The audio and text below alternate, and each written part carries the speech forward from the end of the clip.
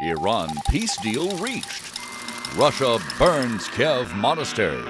Knicks claim the NBA title. And Hamilton wins for Ferrari. Greetings, humanity. Let's grok the news. Starting with the most important story in the world today. Dateline, Washington, D.C. President Donald Trump announced that the United States and Iran have reached a complete peace deal to end their recent conflict. The agreement includes an immediate end to military operations and the reopening of the Strait of Hormuz to international shipping starting Friday. Trump said that the Memorandum of Understanding will be formally signed in Switzerland within days. He ordered the lifting of the U.S. naval blockade, telling commercial vessels worldwide to start your engines. Brent crude oil prices fell sharply to their lowest level since early March on this news, while global stock markets rose. The deal follows months of intense fighting that disrupted energy flows through the critical waterway. Under the terms, Iran agrees to a 60-day window to begin dismantling key elements of its nuclear program. In return, the U.S. will ease certain sanctions. Multiple world leaders, including those from Britain, France, Germany, and Japan, have welcomed the breakthrough as hugely important for regional stability. However, questions remain about long-term enforcement. Israeli officials expressed strong reservations, stating the deal does not bind them and that Israeli forces will not withdraw from positions in Lebanon. Trump publicly criticized Prime Minister Benjamin Netanyahu after Israeli strikes on Beirut, reportedly telling him the actions risked derailing the agreement. Vice President J.D. Vance described the pact as transformative for the Middle East, saying it ensures that Iran will never develop a nuclear weapon. White House officials say the deal also opens pathways for broader talks on sanctions relief and regional security guarantees. Seafarers groups welcomed the reopening of Hormuz, noting that it ends months of disruption for commercial shipping. Analysts caution that implementation details still need finalization and that fragile ceasefires in the region have broken down before. The announcement comes as Trump prepares to travel to the summit. He has framed the deal as a major foreign policy victory that ends a dangerous conflict and stabilizes global energy markets. Markets are watching closely for any signs of lasting calm in the Gulf. Iranian officials described the agreement as ending the naval blockade and broader military actions. Pakistani Prime Minister's statements confirmed aspects of the understanding. While optimism is widespread, diplomats stress that many contentious issues, including full nuclear verification, remain unresolved. This breakthrough marks a significant de-escalation after weeks of direct U.S.-Iran hostilities. Global reaction has been largely positive, though Iran continues operations in Lebanon and maintains it will not be constrained by the U.S.-Iran understanding. You will forgive this observer. While hopeful, I still have my doubts. I do not believe the regime in Iran can be trusted to any extent, and I am sad that the Persian people must wait longer. I'm Robert Gardner, using Grok each weekday to truthfully summarize the news. And, of course, you get my opinions, too. We review a roundup of the most critical reports in the world right after this. God with Us, the story of Jesus, is a full blending of all the Gospels into one continuous narrative that misses nothing from the Savior's life. God with Us is adapted to modern language and formatted for easy reading. This is a faithful paraphrase, divided into brief stories fit for daily Bible study. It's the story of Jesus, from his birth to his ascension. Find God with Us by me, Robert Gardner, at Amazon.com or wherever books are sold.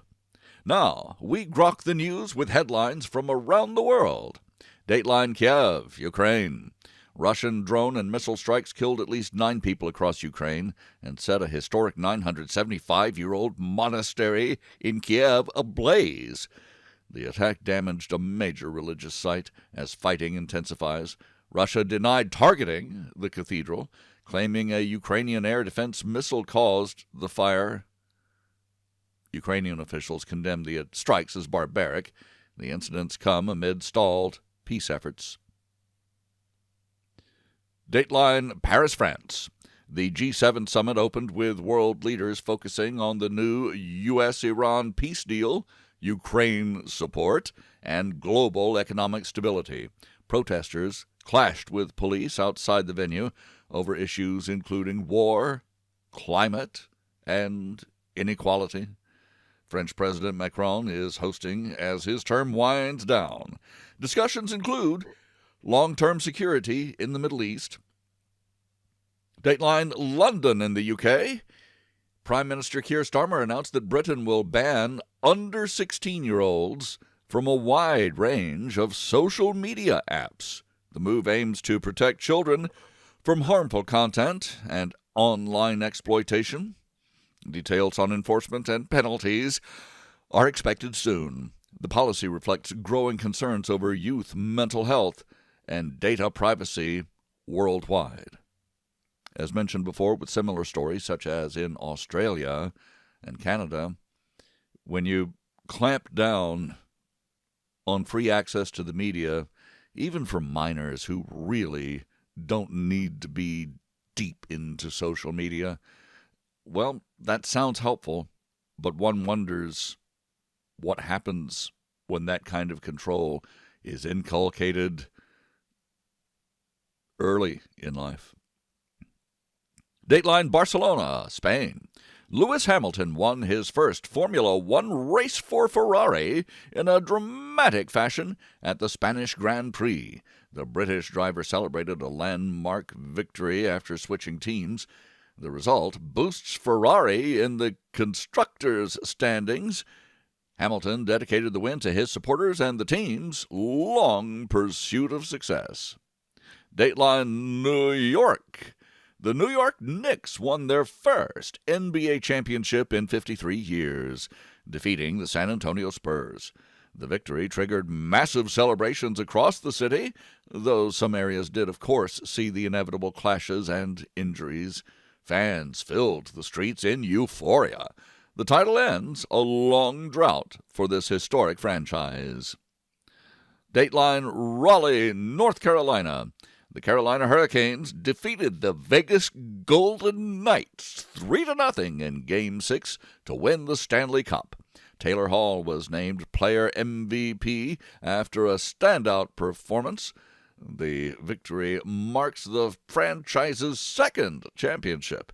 Players and coaches celebrated a season defined by strong defense and teamwork. Dateline, Butler, Missouri.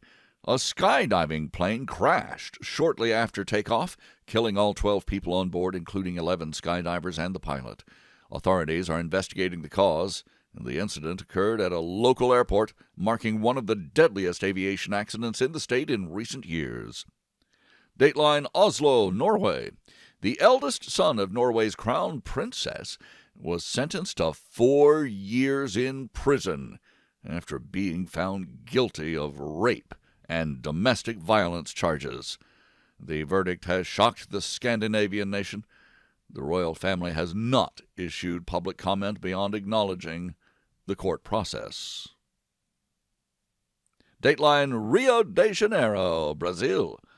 American musician Oliver Tree was among 6 people killed when 2 helicopters collided midair. The crash occurred during a flight over the city. Investigations are underway. Tree was known for his distinctive style and his chart success.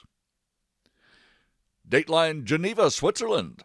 Swiss voters have decisively rejected a proposal to cap the country's population at 10 million. The referendum highlighted deep debates over immigration and resources. Turnout was strong.